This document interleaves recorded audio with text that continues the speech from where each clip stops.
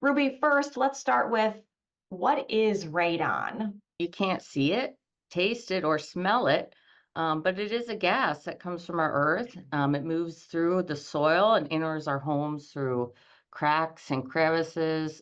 Any home could have high radon levels. The only way to know is to test.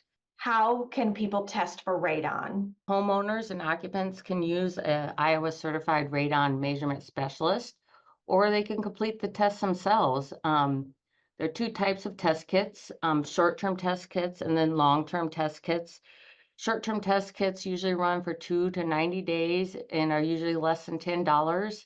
The thing with short-term test kits is they only give you a snapshot of what you could be exposed to over the course of a year. And that's when we get into long-term test kits. And long-term test kits, they're in your home for more than 90 days. And it'll give you an idea of what your radon exposure is over time. And it'll give you a kind of a year-round average. How do we know what's the data that shows us radon is causing lung cancer? There's not evidence that says radon causes this type of lung cancer. But it is a radioactive gas. And when you inhale it, it causes cellular damage to your lungs, and that causes cancer. Iowa has a significantly higher prevalence of radon compared to most other states.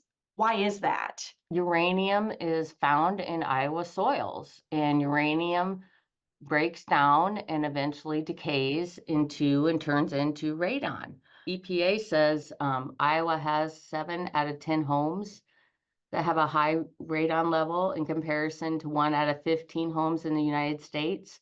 When do you need the radon mitigation system, or when should you think about having one installed? Recommended to mitigate at 4, and at 2 to 4, you should consider mitigation because it's still a risk.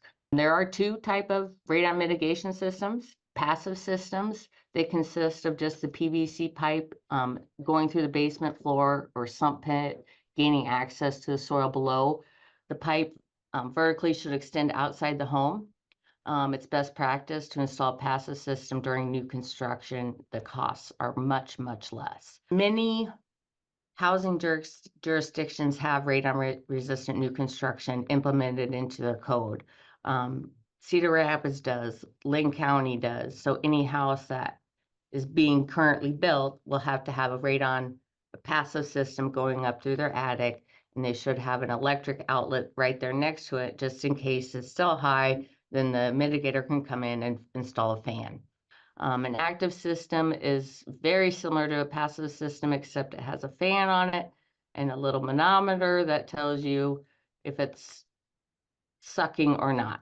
If you have one in your home, then should you feel pretty comfortable, or should you continue testing for radon? Every 2 years to test, especially if you get any type of upgrades into your house, like even a new furnace, new windows, even new roofing can impact radon levels. Ruby Perrin, the Healthy Homes Manager for Linn County Public Health. Thank you so much for speaking with me. Thank you.